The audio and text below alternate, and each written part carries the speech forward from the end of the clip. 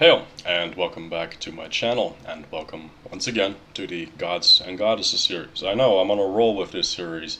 That's actually a good thing, because I had several different contracts with which I promised basically to a variety of deities to record videos on their behalf. So that is part of the reason why you are seeing so many deity videos being cranked out. And I must say that I actually, despite the copious amounts of hours that I have pumped into this series so far, I'm actually very happy that I'm doing it. I'm actually learning a lot. I'm actually finding a great amount of inspiration to work with a variety of deities that I had perhaps previously not really thought of in working with, or working with them in ways that I had not previously thought of, such as was the case with Bragi, the husband of the deity that we are discussing today. So today we are discussing Iðunn, or Iðunn. I will likely be referring to her as Iðunn after this, because it is more easy for me to pronounce. Iðunn is the Germanic / Norse Aesir goddess of youth, and her name means the rejuvenating one. It is a very apt, fitting name. Now, I have previously briefly discussed Iðunn in my video on Burkano, my initiation video of the Elder Fufak Rune Divination 101 series that I have on my channel. That is dedicated to the rune Burkano, as I said. So, there is some information that will be basically quote-unquote regurgitated from that particular video, but it is fitting to the goddess, so bear with me. So she is a goddess that is most often associated, of course, with the golden apples of youthfulness, which keep the gods of our pantheon young, healthy, and vibrant, as our gods are, as you most likely know, not actually immortal, like, for example, the Greek pantheon is said to be. She is the wife, like I said, of the Skaldic poetry and art god Bragi, on whom I have previously done a video, which was the last video that I uploaded on this channel. So I have to say, before I well and truly begin, not all that much is known about this deity. Much of it, I fear, has been lost to the mists of time. That is, of course, very unfortunate, because the more that you look into her, and during my initiation into Burkano, she appears to be a very multifaceted deity when you look a little deeper, because most of what you will find when you research Iðunn is, of course, she's the goddess with the apples. She keeps the gods young, which is a vital role, really, if you think about it. I mean, without this deity, without this woman, we would literally have no deities, because they would die of old age, supposedly.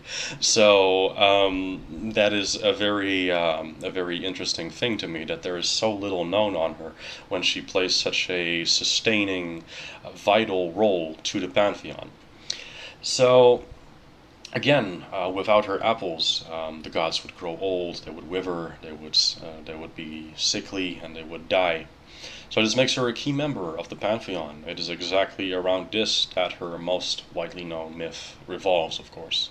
Now, it was said that the Jotun Fjasi, if I pronounced that correctly, as always, I have to apologize. I am from the Netherlands. I speak Dutch as my main language, English as my second.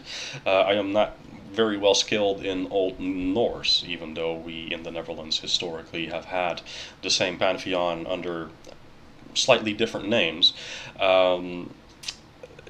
My pronunciations might be a bit off, so my apologies to you Scandinavian people who might be watching this. Don't shoot me. Anyway, so the father of the goddess of the hunt, winter, and mountains, that is who Fjasi is. He is actually the father of the goddess Skadi, a deity that I have worked with on multiple occasions, who I have actually taken somewhat of a liking to.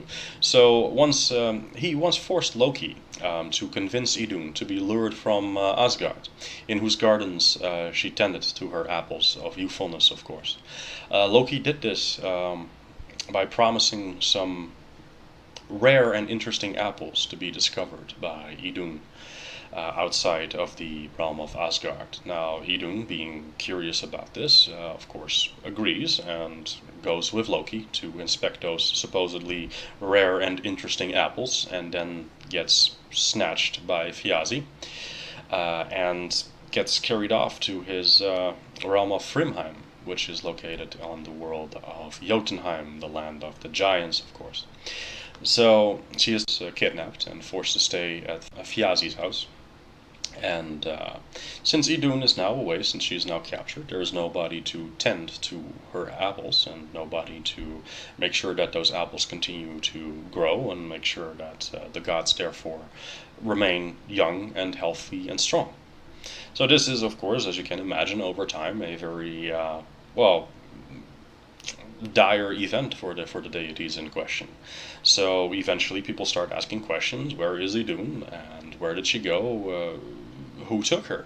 And because she hasn't, apparently come back in quite a long while, and eventually it is pointed out that Loki was last seen leaving with Iðunn, and that only Loki is now around. So, needless to say, Loki is once again incriminated on, on the suspicion that he has anything to do with that he has something to do with the disappearance of Iðunn. And eventually he reveals, after many threats and much, angry, after much angry staring, that he was convinced, quote unquote, aka forced translation in this case. It was not actually his actual will or willful doing that something that caused discord happened, to his credit. It was Fjasi who was actually the one that kidnapped Iðunn, so the gods eventually tell him, Loki, to go retrieve Iðunn. And which he does. He transforms into a falcon. He shapeshifts into a falcon, and he goes to Frimheim, where Fjasi's house is. And he transforms, according to some sources, Iðunn into a nut, and carries her with him back to Asgard, where she is, of course, sorely missed at this point, because the gods are growing old, they're growing sick, and they're growing basically to the point of where they are about to basically die, is my understanding, at least from the myth in question. So he gives chase, Fjasi gives chase once he finds out that Iðunn is missing and that Loki has in fact captured Iðunn back from Fjasi.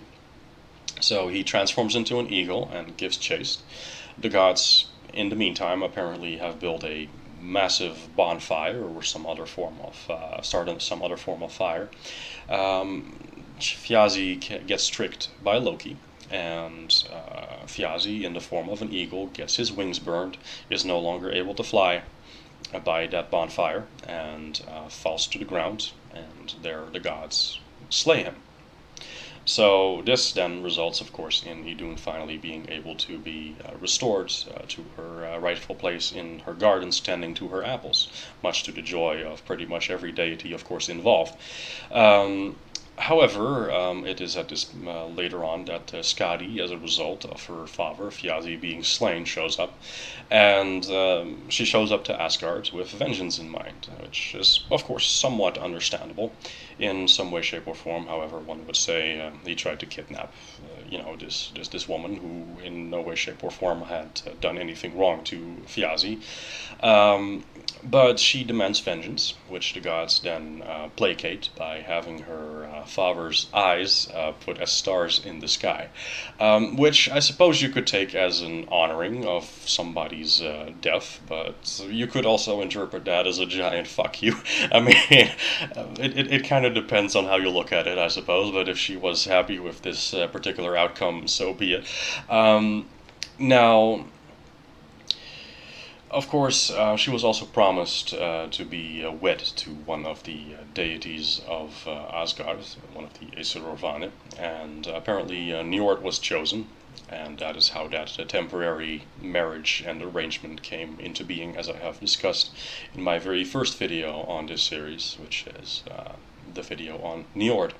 Now, there appears to be somewhat of a bit more of a background with some contest and only being shown feet being discussed there, but that is neither here nor there, and obviously not really relevant to the story we are telling here, and the gods we are honoring through this video, which is Iðunn and not Skadi or Njord. So that is basically the abridged version of the of the story that discusses the most widely known myth related to Iðunn that survives to this day. Now, what is perhaps of interest is that in the Poetic Edda there is a dialogue that takes place between Iðunn and Loki, in which Bragi basically is besieged by Iðunn that he does not start speaking ill of Loki. But Loki, for some reason, protests this and then accuses her of being the most quote-unquote man-crazed of all the goddesses because she ended up with her brother's killer, and this is apparently perceived as some sort of insult to her integrity or So since Bragi is her husband, we can therefore assume that this is, of course, talking about Bragi, who slew her brother. Now, it is unfortunate, but we, again, don't have much information on, or any information at all, actually, I should say, on this brother, or this event which Loki is hereby referring to. Whether it is lost to the myths of time, or was never recorded in any way, shape, or form, and this was a interjection of the person writing the story, which is, of course, very much possible, we don't know. So, because it is not existing, we don't know if it exists or in some way, shape, or form, whether it existed at all. But that is a very interesting thing we could perhaps draw from this, that at one point Iðunn had a brother who is currently unnamed and unknown. Now, it is, of course, very clear here from this story that I have just relayed to you in the very abridged version that I just shared it to you that Iðunn and her apples are related to immortality, to youthfulness, to regeneration, as is befitting of someone whose name means the rejuvenating one. Now, we see this parallel, of course, being drawn in other mythologies. I believe that the Greeks have a similar story of a female deity who also presides over similar apples. We also, of course, see this in inverse, almost, in the biblical tradition, in the Abrahamic traditions, where, ironically enough, because apples are in many cases, of course, seen as a symbol of, well, youthfulness, of health, of immortality. I mean, we even have the saying of an apple a day keeps the reaper away, or keeps the doctor away, in some renditions of that proverb. But in the Bible, we of course find the inverse, where we see that Adam and Eve, by Yahweh, get placed in the Garden of Eden and are told to, eat from any fruit from any tree. But, and I have to make a quick interjection before I continue, being an ex-Christian who rather fervently studied his Bible back in the day, it is never mentioned explicitly that the fruit that Adam and Eve ate is actually a apple. It is just mentioned as a fruit. It is not necessarily confirmed that it is an apple, but in modern times, perhaps likely due to the association that our folk mind has with our ancestral connections, because most of the Americas today comes from European countries, of course, especially from northern and northwestern and central European countries. At least white America, that is. So we likely have in our folk memory the story of Iðunn, of course, fresh in our mind, which is how this came to be associated with apples. But it is, of course, of note that the fruit that Adam and Eve eat from the Garden of Eden, in that one tree that they were not supposed to eat from, the tree of the knowledge of good and evil, that the moment that they do that they indeed do gain knowledge of good and evil. But the serpent, of course, tells them, you won't die the moment that you eat from the apples. And indeed, they did not die the moment that they ate from the apples. The serpent did, in fact, not lie. And the serpent did indeed say that you would gain knowledge of good and evil. They would become aware. They would gain a certain kind of consciousness. And they did. They finally realized that they were naked. To which Yahweh then says, of course, who told you that you were naked? Which is a very strange thing to not be aware of course, which we can only surmise is some sort of symbolic representation of awareness, of perception, of a kind of knowledge that Adam and Eve prior to that event did not possess. Because Yahweh did tell them as the serpent successfully demonstrated was not the case, that on the day that you would eat from this fruit, you would die. They didn't. They lived, according to the Bible, in Adam's case, 900 something years. So that is a very long ass lifespan for a human being. Now, the Bible, of course, and Christian Abrahamic theology rectifies this by saying that, oh, well, they were initially immortal, but they then died because God's punishment.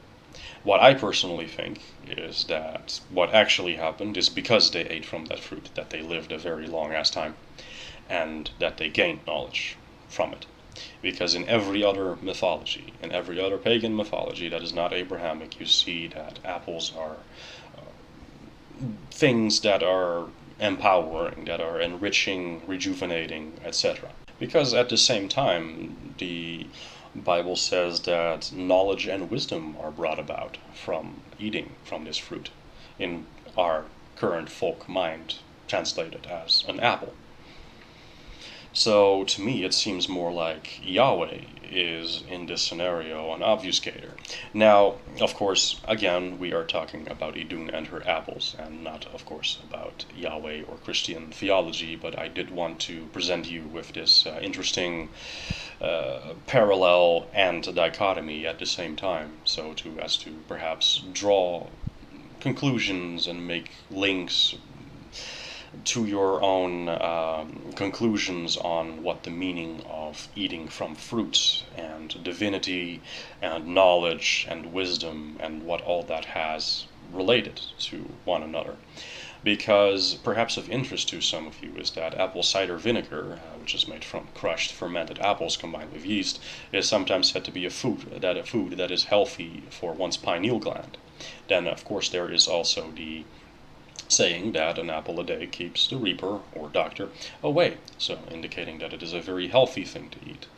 And of course, we also have the pineal gland, where the spiritual third eye sits, the seat of the soul, and this is apparently enhanced and empowered by apples and other foods related to apples.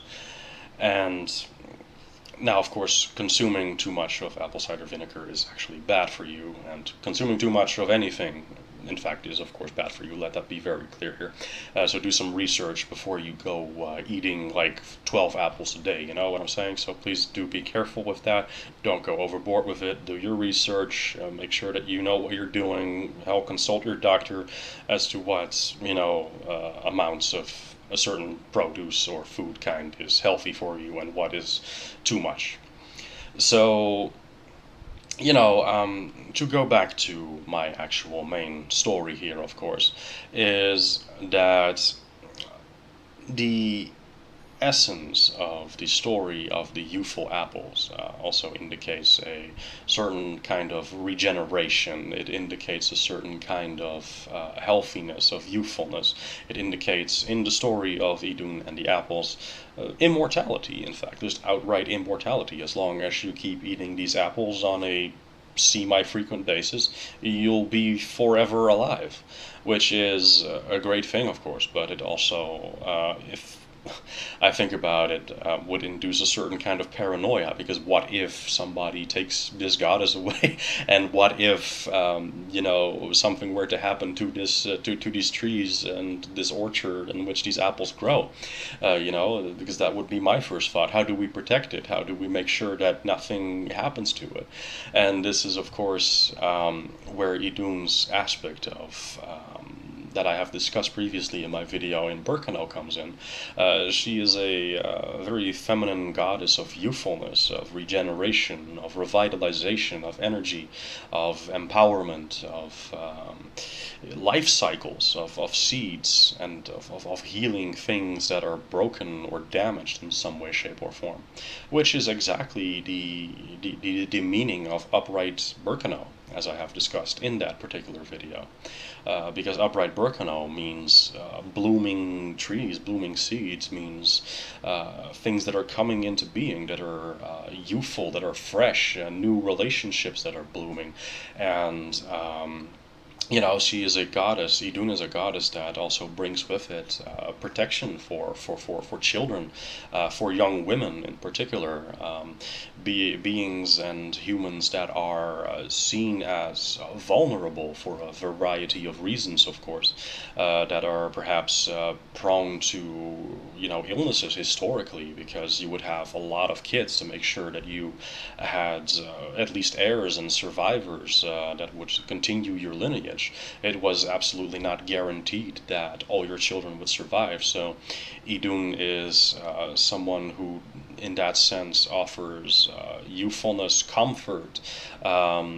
She is associated with the maiden aspect in the classic maiden mother crone triad that I have also previously discussed in my Birkenau video. So she has a great relationship to youthfulness, to remaining with that youthful spirit, with that no matter what your current state is, no matter what your current mental state is, your current spiritual state, your current physical state, Iðunn is a deity that reminds us to always remain youthful in spirit, to never lose our inner fire, to never lose our inner curiosity, to never do away with that childlike enthusiasm that we had, to never grow weary on our path, to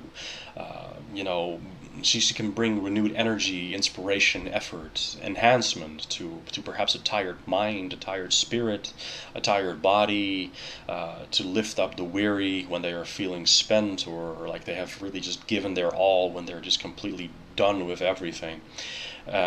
Where you take a bite from that proverbial apple and you feel young again, you feel energized again. So in that sense, to me, I suppose Iðunn also represents hope. She represents the quest, the reason to go on, I suppose, the purpose, the raison d'etre for which we continue to grow. And whether that is for ourselves, whether that is for our offspring, for our children, to continue on, not just for ourselves, because we may be tired, but we still have a responsibility to our children. I mean, I don't know, of course, what it is like to be a woman, but as somebody who wants to be a father at some point, I can imagine that even when I am older, I would want to, even though I would be tired perhaps in my body, as my body is giving way, I can imagine that I would keep persevering in defense of my children, in order to nurture them, to take care of them, to provide protection for them, and to provide a safe, secure environment for them in that sense. So, that is also another aspect of Iðunn, where it is a transformative thing that is ever recycling itself, in return, of course, as always, for the appropriate offerings, for the appropriate gifts, etc. She's a very potent deity to call upon in terms of healing magics, particularly those that deal with, assisting mental weariness, feelings of hopelessness, feelings that something may be pointless, that you may feel tired mentally or even spiritually, where you're at a breaking point perhaps, and where you need that push that really just helps you to go on, to find joy again, lost joy in undertakings that you would have otherwise enjoyed. And I think that many people underestimate the power of motivation when you are undertaking a grand work. So, speaking from my own perspective here, to let go of a sense of humbleness from my own personal perspective here for a second. When I started my runic initiation, of course, like in early 2016, I think it was, when I just started on my shamanic path, when I had just started on it, I should say.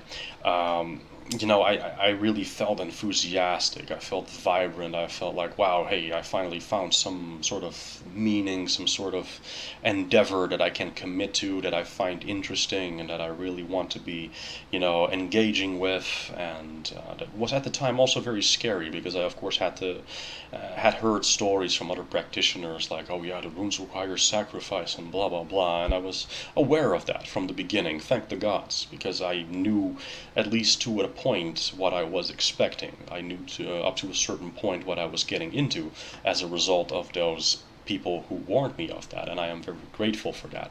But over time, of course, you start growing, you start empowering yourself, but you also get pushed through these very turbulent and sometimes really fucked up trials that you just have no choice but to either endure or give up, or in some cases it just happens and there's nothing you can do about that. So, that is, your life is, in my case, basically owned by the runes, by the energies behind it, until my initiation is completed. And after that, I will have, of course, earned the right to call myself a rune master. And that means that I now have sway over the energies of the runes, which I, to a limited extent, of course, already do, because I am currently being initiated into Ingwaz, which is the 22nd rune of the Elder Fufark out of 24, which means that there's only, after this one, 2 runes to go, which means I'm almost there. But, I mean, there have been times, such as with Lagus, where I really just felt like, wow, I'm not sure if I want to fucking continue doing this, And I really felt really upset at certain things that happened as a result of my initiation into that room. And there have been several other ones, such as with Iwas, where my cat died, that I loved and that I held dear, that really just sent shocks through your very being, and it just is very painful stuff sometimes. And it is in those moments that a deity like Iðunn could, or Iðunna, as she is sometimes also referred to, by the way, completely forgot to mention that at the beginning, but a deity like Iðunn can provide that youthful, regenerative quality, that youthful, healing, sprightly energy that you need to continue to keep pushing yourself, to empower yourself, to proverbially take a bite from that apple and to keep going, to keep charging ahead, to keep aiming for your goal, to keep empowering yourself. So, because Iðunna is also considered a deity who tends the garden of the gods, if you will, she can also be seen as a deity of gardening, which can be utilized by individuals who work, for example, a lot with earth magic, herbal magic, cooking magic, stuff like that. So things that are related to very, green, witchy things. If you, for example, utilize cooking magic, you can utilize magic and make food with the intent, with certain herbs and certain meats that may mean a certain thing in order to facilitate a certain spell, and then you digest that food or have somebody else digest that food with the intent of bringing about certain change in them, like my friend did for me. And I, of course, trusted my friend enough to, not poison me. So, that is a prerequisite here, of course, if you're going to perform that on other people, if they need to know about it. So, that is something that she may be called on for guidance on in that sense.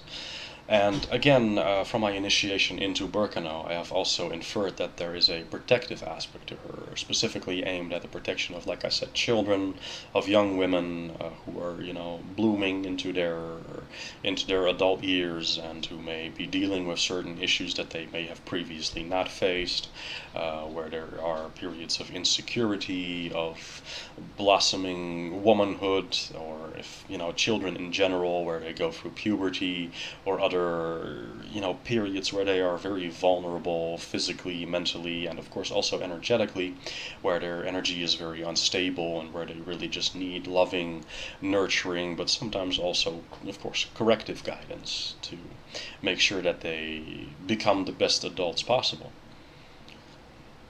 And like I said, she is a part of the cycle of the classic maiden, mother, crone triad.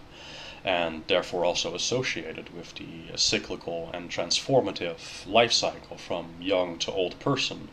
And in dealing with the aging process, like I said, to retain a spirited, youthful attitude and mindset, even as we grow old, even as our bodies are giving way, even as perhaps we've seen so much from the world where we have experienced many traumas, perhaps, where we have perhaps experienced a lot of hurt, a lot of pain, a lot of loneliness, a lot of positive things too, of course.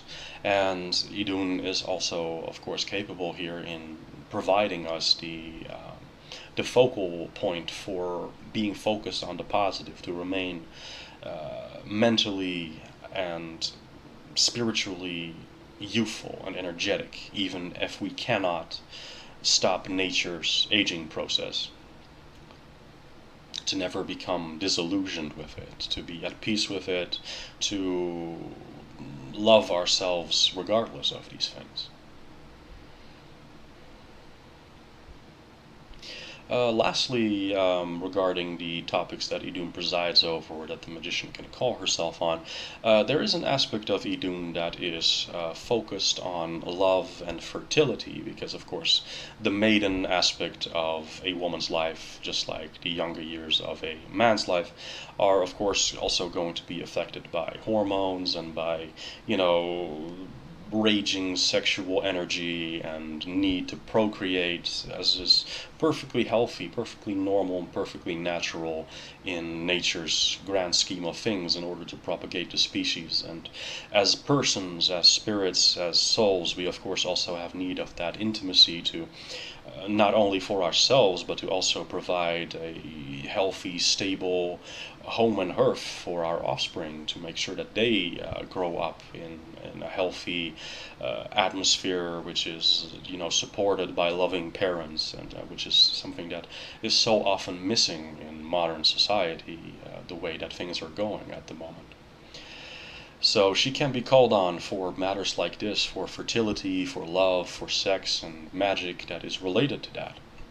Especially magic that is related to regenerative, young, sprightly, spirited energy regarding these things. So perhaps you have become bitter because you've been betrayed by spouses. I certainly have. Betrayed by spouses. I hope that I'm not a bitter person. I don't think, in fact, that I am, although I do, of course, carry my wounds like so many other people do in that sense as a result of such issues. But many people, of course, deal with a lot of hurt and pain that they never address.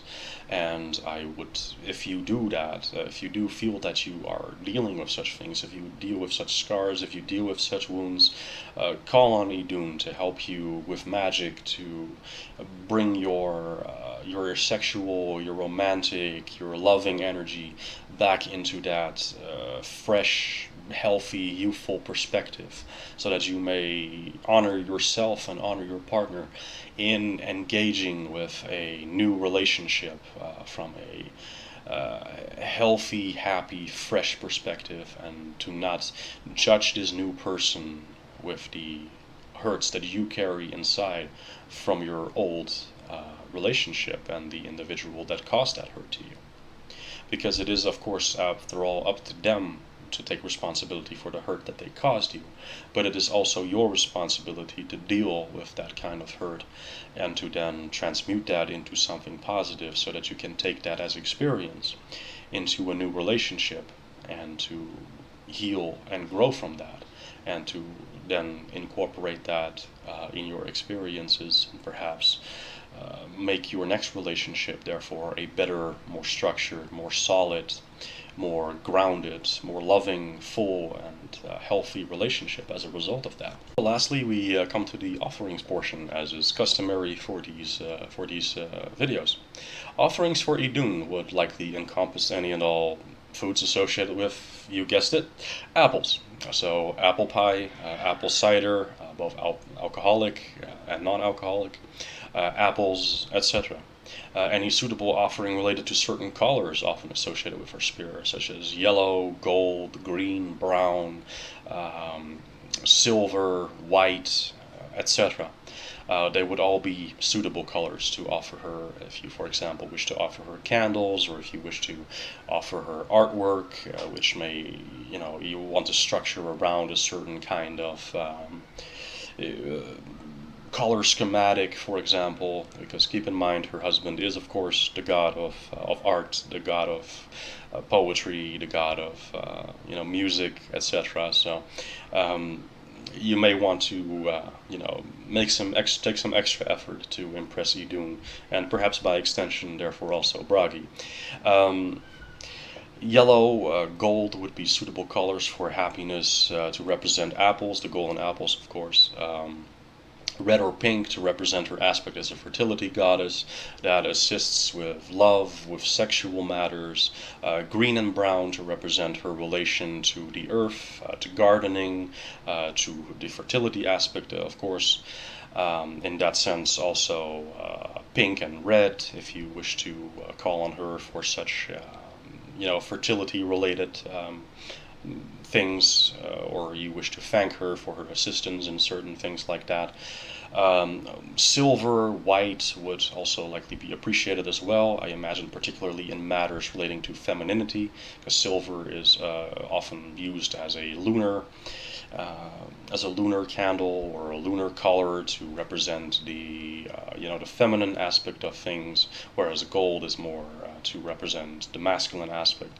Now, of course, as I mentioned in my previous video on Bragi, in our own pantheon, Sol is a female deity, but in most magic, in most pantheons, in most traditions, it is of course understood that solar energy is masculine and feminine energy is lunar.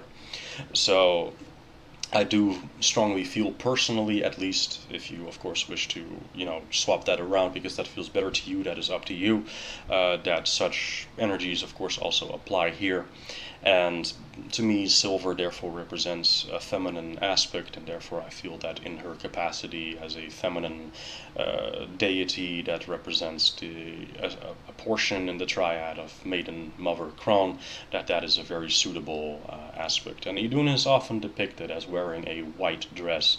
Now, of course, the maiden years, they are quote-unquote untainted, unblemished, undamaged, new and fresh, and therefore I think that white as a symbol of purity is a suitable color for her as well. So if you decide to offer her candles, or if you decide to make artwork, I would definitely go with the aforementioned colors, or in the case of the artwork, of course, to build artwork around that kind of a color schematic with these kinds of themes woven into it. If you were to offer her incense, I would recommend actually sweet-smelling incense, such as fruit punch, apple incense, or incense themed around earth, gardens, herbs, trees, etc., such as pine or other trees, or incense related to themes around love.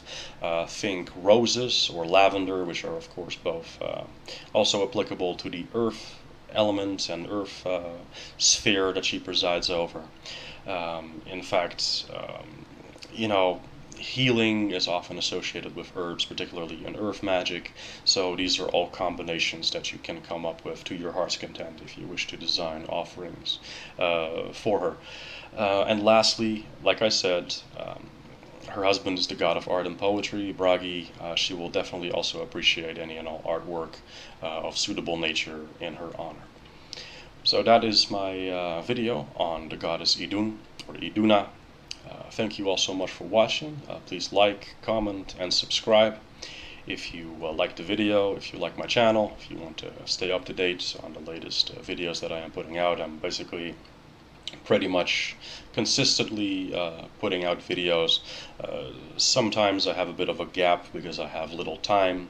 Right now I have plenty of time to spare, so I am uploading relatively regularly at the moment. But please like, comment, subscribe, like I said, and I hope to catch you in the next video. I have currently at present not really a clue what I am going to do it about. However, I suspect that I may soon be uploading a video on the Goetic demon, Ageris. Now, I don't think that Ageris is a demon in the terms of my personal interactions and my personal definitions of what I would consider a demon, but we will address that in a later video at a later time. I am not sure, once again, if I actually am uploading a video on Ageris next, but do look forward if you are so interested in watching a video of that nature. If that interests you, I will definitely be making one. Alright, thank you all so much for watching, like I said, and I will catch you in the next one, whatever that may be. Hail!